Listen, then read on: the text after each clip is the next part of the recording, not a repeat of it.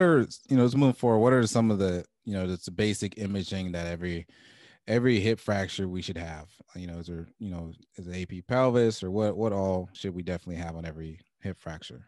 Yeah, I think you really hit it here in your list of films. I think I've certainly seen instances in which only the injured hip is imaged, which is great. It helps you diagnose things, but I think it's really valuable to see the contralateral hip. It helps you, again, plan out your surgical repair. You want to know at least what you think the injured side looked like before it became injured. And then, as you said here, you want to get the full femur, you want to get the knee for a couple of reasons. You want to see if there are any surprises lurking below, like a knee replacement or a previous, femur ORIF.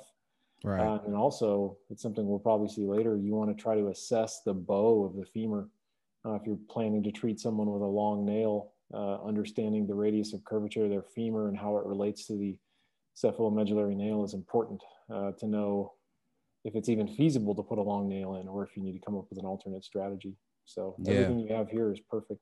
Yeah, I definitely want to touch base on that a little bit later when we get to it, and talking about, our preoperative planning, but definitely making sure we have films of the whole pelvis, the whole bone in question. It's like you say, you don't want any surprises when you go to the OR and you plan to put a long nail in that they had, a distal femur plate there. And so then, that kind of switches, uh, it gives you a pretty big curveball to go around.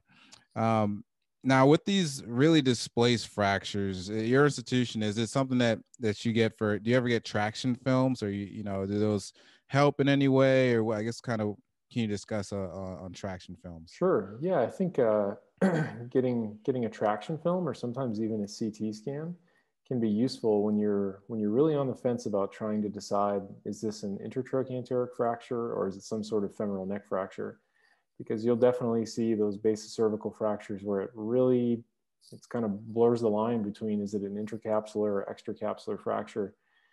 And it's pretty critical to understand the anatomy of it to help you design your treatment. So I'd say we're more apt to get CT scans where I work, but I certainly know people that like traction films. They're more cost effective, but they're a little harder to set up sometimes. Yeah, yeah, and it can be uncomfortable for the patient, Sure. I've definitely known in the past upon getting these films, just having somebody hold traction.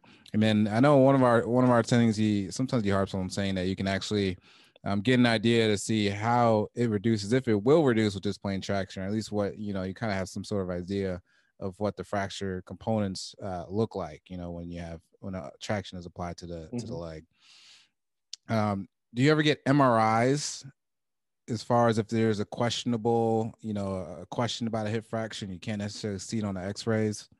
Yeah, I think again CT can be useful, and then MRI Okay. if you're suspicious of a fracture but you can't see it on a plain X-ray, then there's definitely an indication to get some sort of advanced imaging. And there's several studies support that MRI it's more sensitive. It'll show you edema in a non-displaced fracture. So, excuse me, evaluating for occult femoral neck fractures or occult intertrochanteric fractures